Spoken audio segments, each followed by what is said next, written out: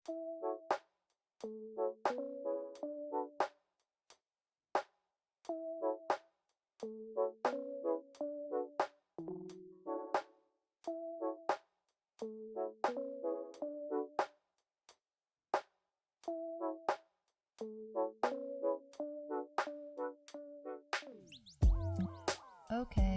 welcome back to the Dear Abbey podcast. Thank you so much for tuning in today.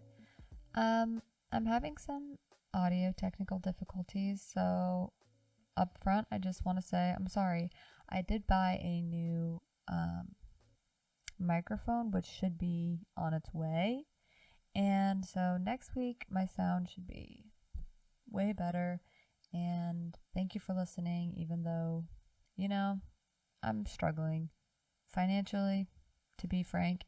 Not struggling, but I'm definitely living paycheck. I'm definitely living paycheck to paycheck, and I don't have a lot of extra money, shall I say, to invest. So it's like one of these things where it's like every 3 months I can spend money on something, and it just hasn't been one of those months until last week, and I was able to buy it. A lot of babysitting had to be done, and that's not a problem because I love babysitting, but yeah, I'm just in a weird time in my life where I don't really have anything super secure, so I'm kind of just putting the work in and putting the work in and hoping that something's gonna work out and I will eventually be able to make more money. Anyways, enough about my financial situation. I'm having a crisis. Not a crisis, but okay, let's just jump right into it. I don't know if you can tell. Usually Rudy's in the background of my videos, and today he is not. And why is that? Because for months and months I've been thinking about rehoming him, and the deed has been done, and literally just today I did not want to take him to the pound. I understand that that's some people, that's like their only choice. However, there's lots of great websites where you can, wait a little bit until you find someone that really is going to pay to take care of your dog and all of these things. And I found them on this website app. And I had his profile up for a long time. There's a couple people that reached out, but I really just felt good about one couple specifically that reached out. They just loved their last dog, and their last dog passed away, and so to no fault of their own. And I made sure I asked a lot of questions. And anyways, we met up a couple times. I met with them, they met Rudy, all that stuff, and they were like in love with him. Like, they met him one time, and the first time they met him, they were obsessed with him. They thought he was so cute, so friendly, so fun. I was like, yeah, he's not very hard to love, honestly. He's just the cutest, sweetest little puppy. He's not a puppy, he's 3, but he'll always be a puppy to me. Anyways, they fell in love with him, and so I procrastinated a long time of giving him up to them, but today was the day, and I'm all over the place. I realize, like, the more I podcast, the more I'll feel like I need to tell everyone everything, but I'm not going to go into crazy detail as to why I was, have been wanting to rehome him, but the main reason is for my mental health journey and for my emotional well-being, and it's just, he's a lot to take care of. His breed is like the second most energetic breed there is to have, and taking care of him alone was just a lot. I handled it great. I tired him out every single day, but it just took hours a day, and it's a lot easier to do with two people than with one person for that type of a dog. I don't have a backyard that's big. I don't have a lot of space that's my own. I don't have a house. I don't have a lot of room for him to run around. And he's not really supposed to be in a room, a lot of the day, which he was. And yeah, it's just hard when, you buy a dog with someone else and expecting it to be like a partnership, and it was.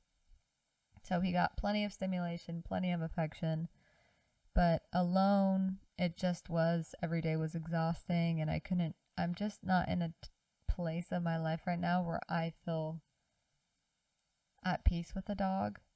But I love that dog more than anything. Like, he is just a little angel that was with me through the worst time of my life, and I owe him literally my life, and I've been honoring him all day, which sounds really cheesy, but he's just in my heart, and he will never leave it. He did a service to me for years, especially this past year. Like, he was so protective over me after my ex-husband left, and so sweet, and like way more affectionate, and I feel like he knew that I needed it, and I feel like he was God's way of just making sure that I'm never alone. So he will be missed. I've cried a lot lately over him, and I probably will continue to grieve for the next couple of weeks. Yeah, just a lot of crying today. I was kind of in shock after the exchange, and I looked up online the best way to exchange like a dog that you're adopting or that someone's adopting from you, like the best way. Like, they're not supposed to see you leave.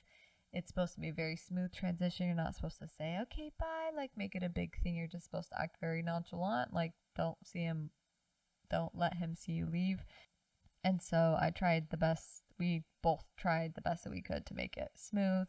He has things that are familiar to him that don't have necessarily my smell, just his bed, blankets he uses, toys, the same food, the same bowls. And so hopefully he's not too anxious, which he might be for a little bit, but he was structured and trained and happy and loved. And now he's with a couple that is going to train him.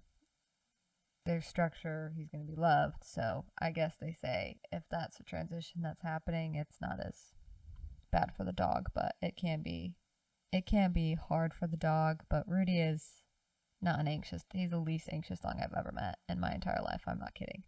One time he ran away, and I think when I was living at my parents' house, someone left the gate open, and he ran away, and this girl sent, like, I think Chelsea a message and was like, hey, is this your sister's dog? And he literally would just look like he was like, okay, cool, you're my new owner.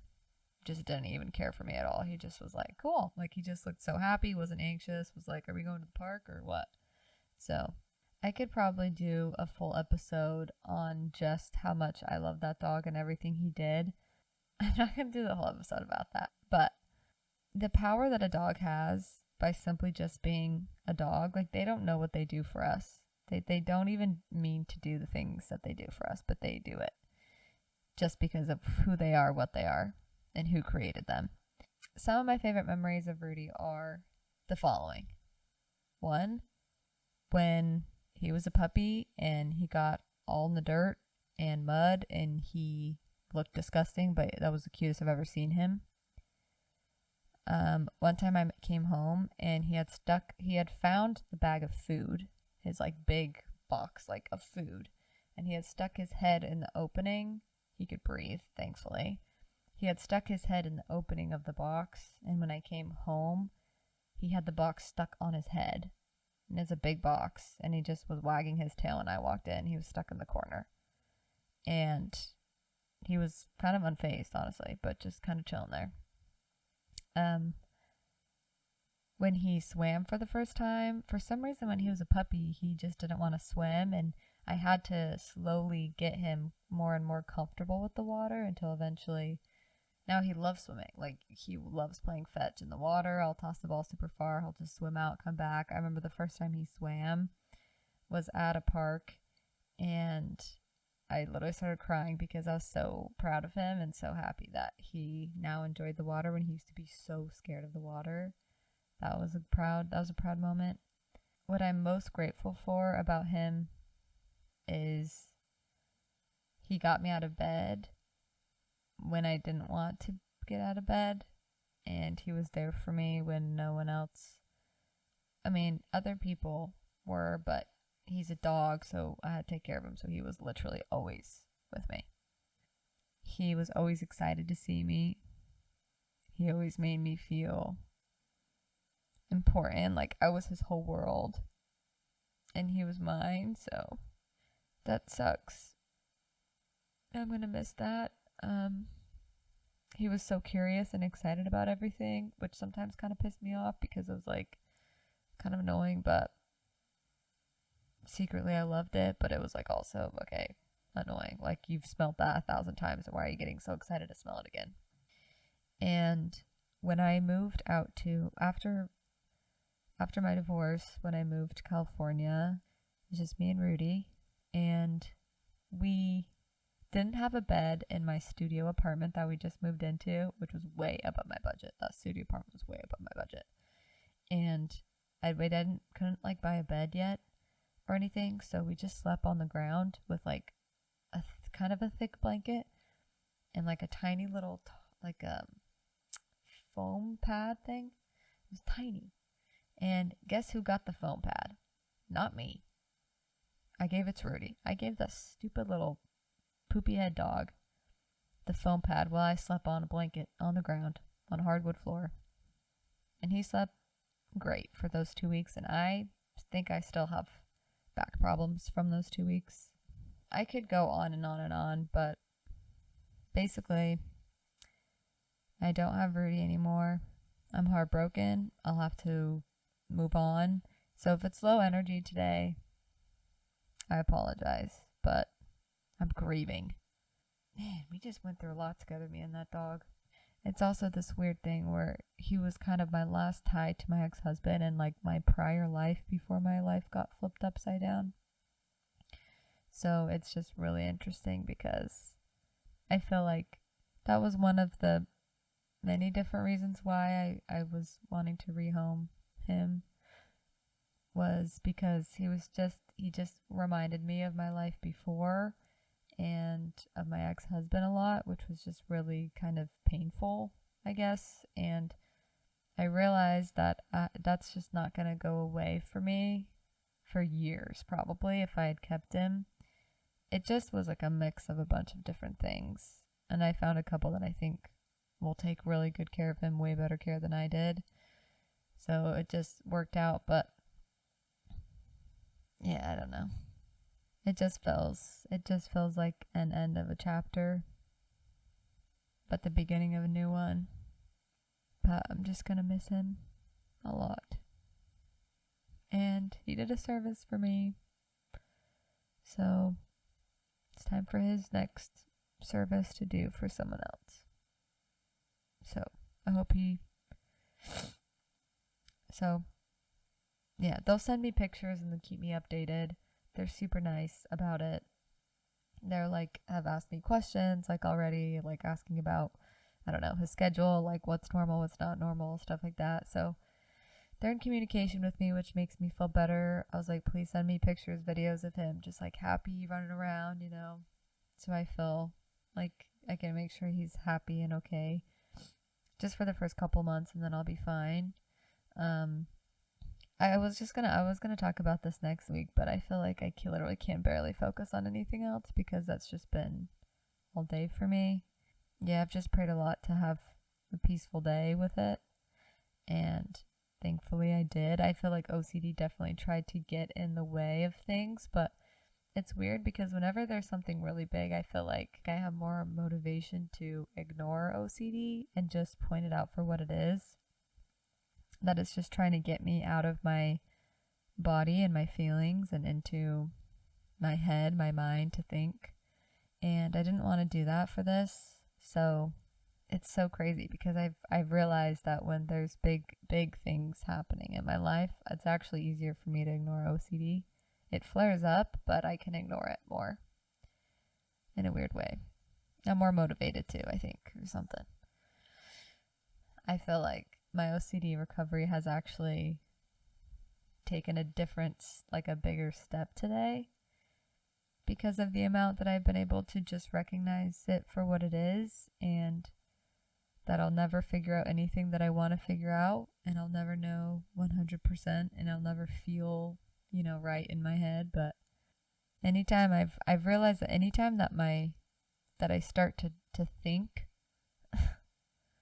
like just overthink, anytime I feel something and then I start analyzing it, that analysis is what I try not to do now, because I realize that I have to ask myself, why are you thinking about this? Are you trying to come up with a healthy, reasonable solution? And can you with this question or circumstance? Or are you trying to feel like you want everything to click into place? Or do you want to feel like this is going to be the aha thing that now all of a sudden everything is fine and everything makes sense? And this is why, X, Y, and Z. I don't know.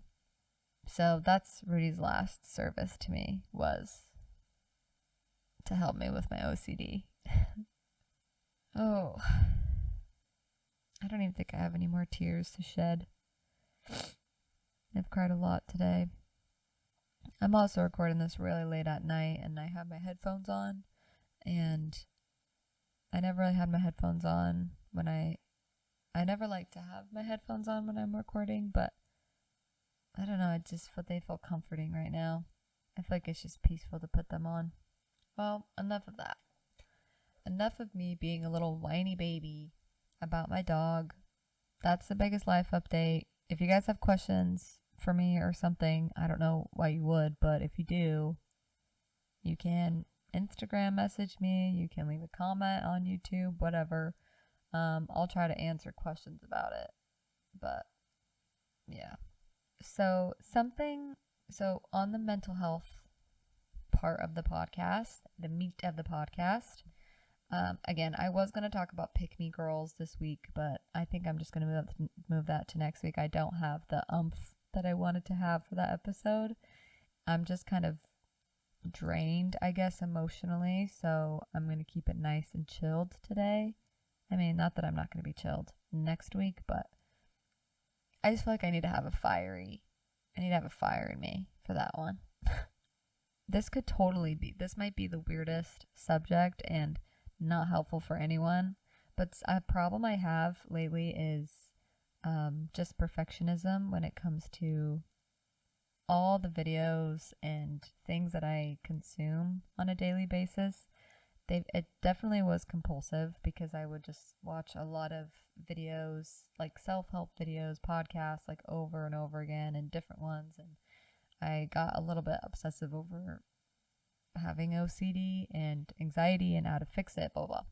I would consume so much content about mental health to the point where that's kind of all I was ever consuming, and it just confused me on my recovery, because I was trying to get into my head all over again. So I was not trying to feel my feelings. I was trying to analyze them or dissect them or intellectualize whatever.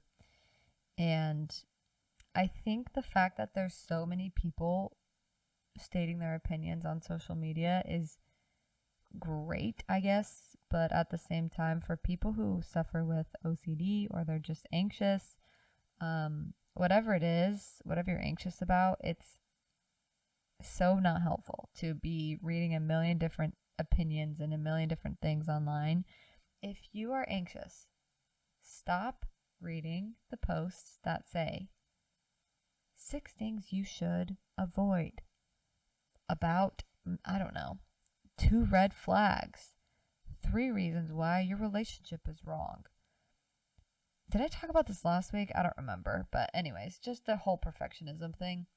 Stop reading those posts, because all that is doing is reinstilling this whole like you can figure everything out and everything's going to be safe because now we have so much information. Therefore, now I can become this perfectly aware, perfect being that I understand everything and I'm never going to get hurt again because I can see all the red flags. I know everything and everything's fine.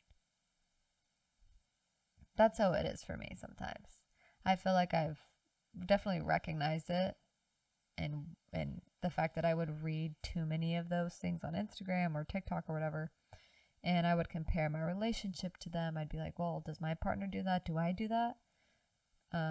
Is this how I feel? Is this how we feel together? Like, if you're going to look for faults in your relationship, you're going to find them. If you're going to look for good things in your relationship, you're probably going to find them. So I've realized just whatever narrative you have, that's what you'll find evidence for.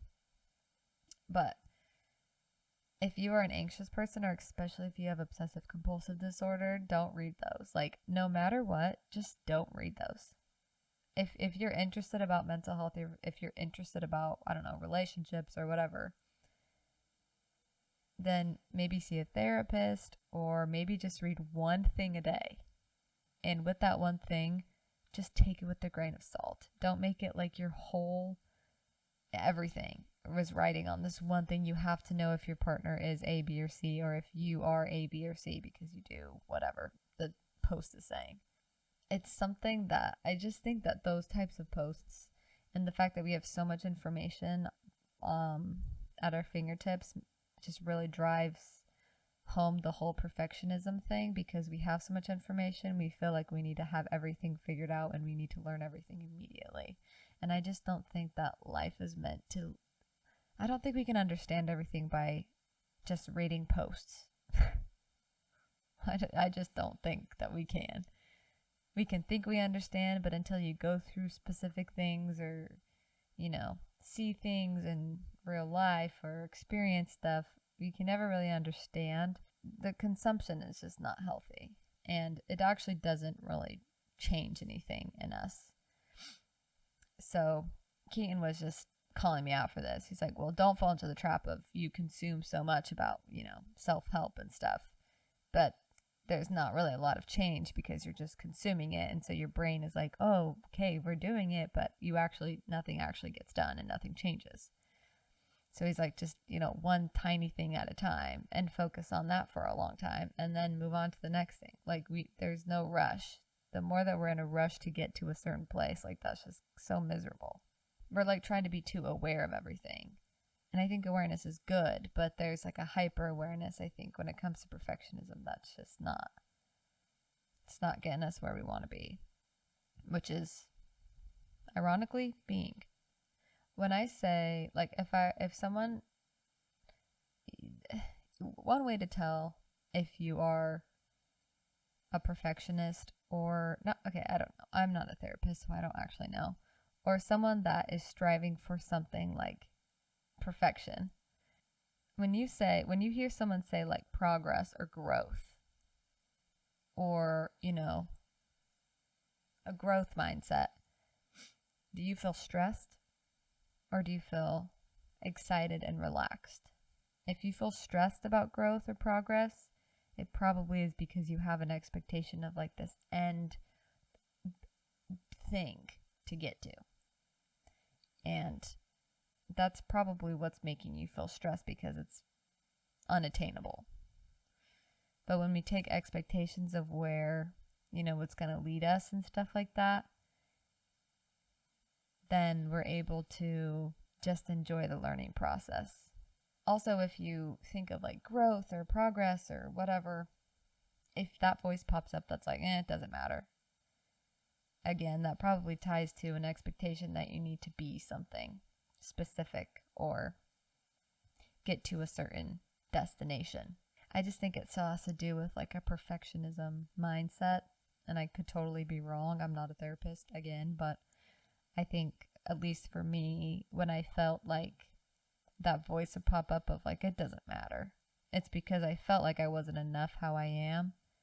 And, there's like all these things like, you are enough, you're not enough.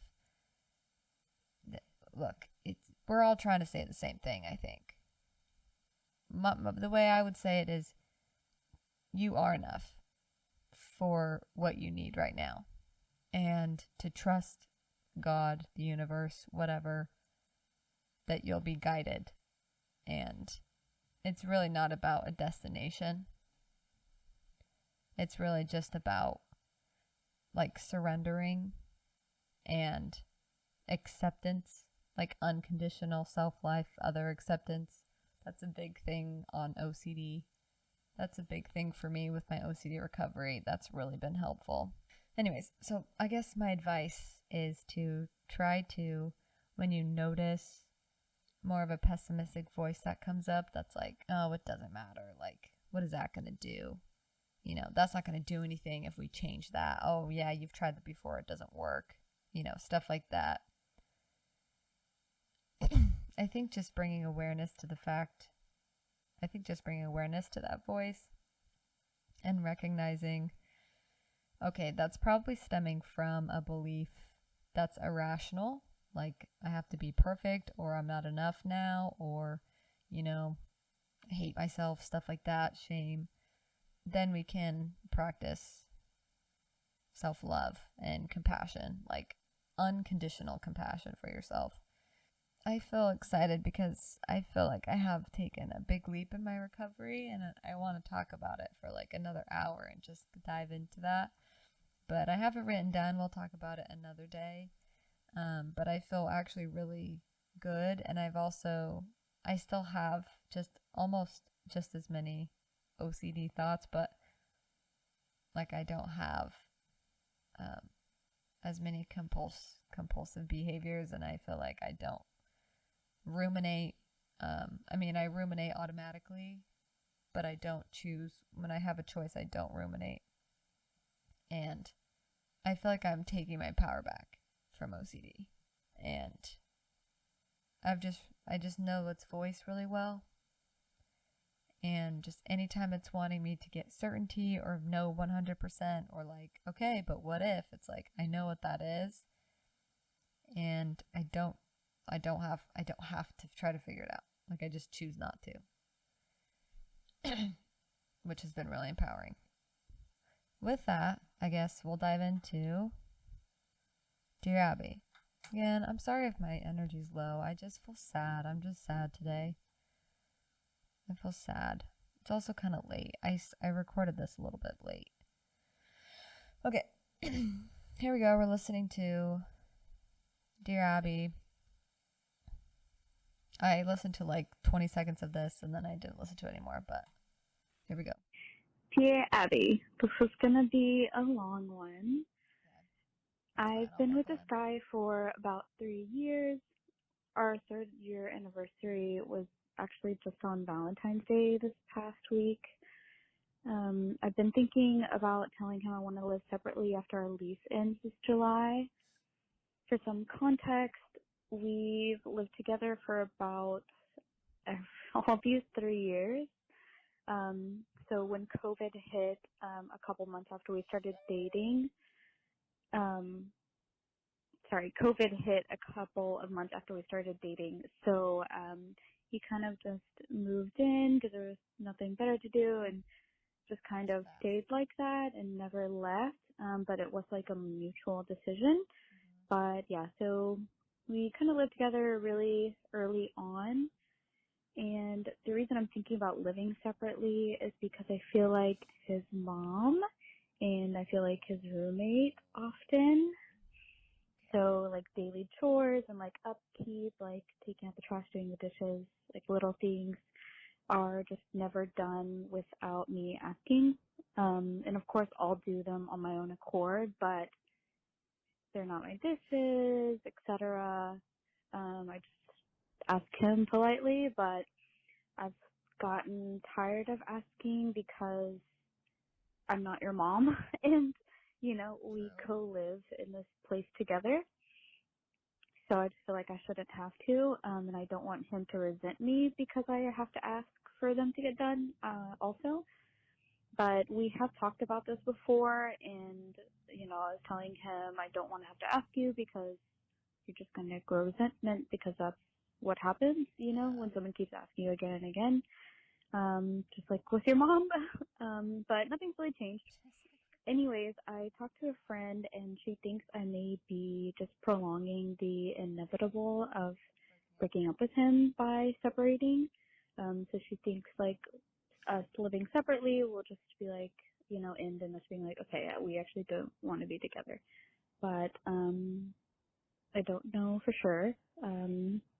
But I've seen people living apart help relationships, so I honestly am stumped. I don't know. But if I do decide to break up with him, how do I do that if we live together? All the things in the apartment are mine, but his name is the only one on the lease. But yeah, it's just a sticky situation, so any advice would be welcomed. And thank you. Bye. Sure. Okay.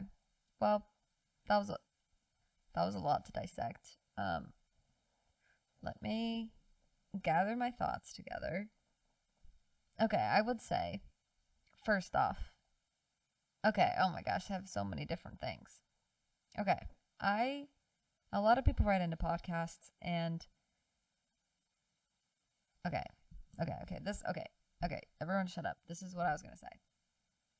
I don't think there's anything horrible with like what your friend was saying where, you know, maybe you are delaying the inevitable and you actually, you know, feel like you want to end the relationship with this man, boy.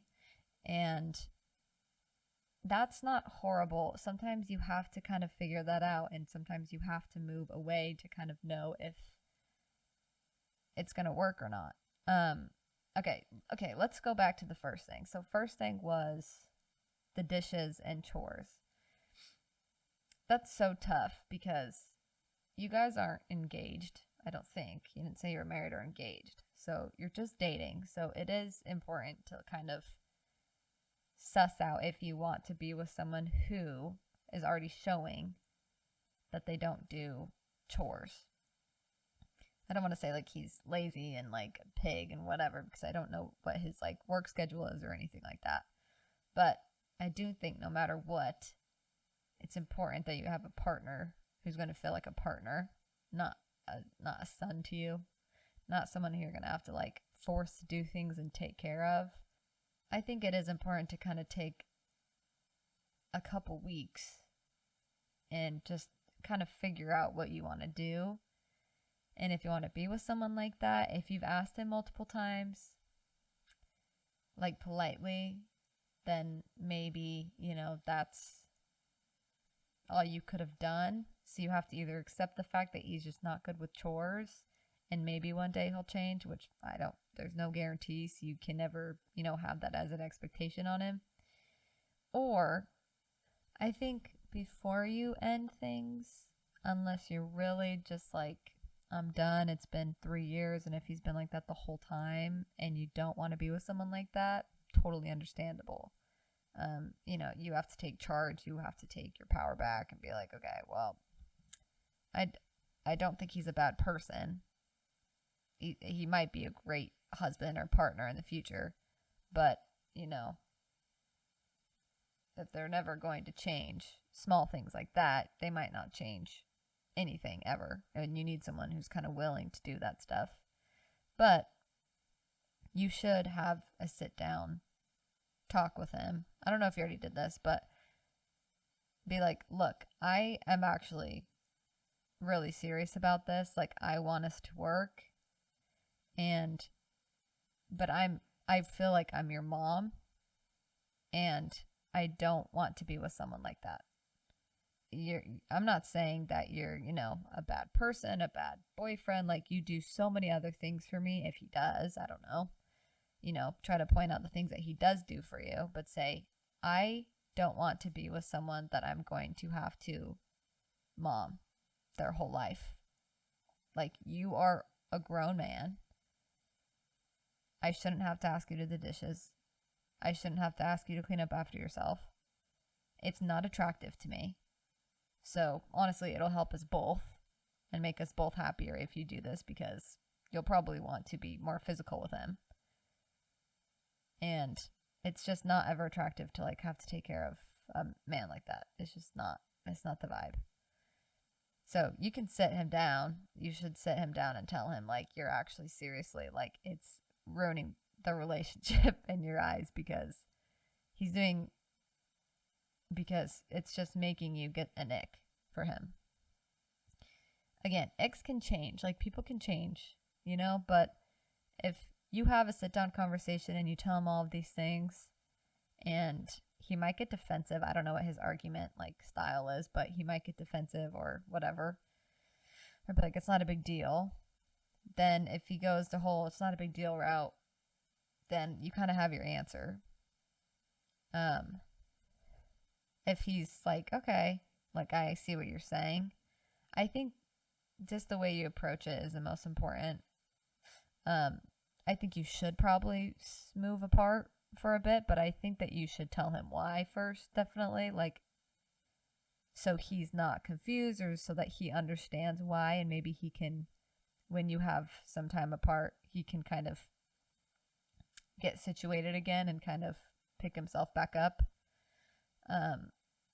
Sometimes you just need to like be like, no, I'm not dealing with this. And then they're like, okay, shiz, I actually need to get my shiz together.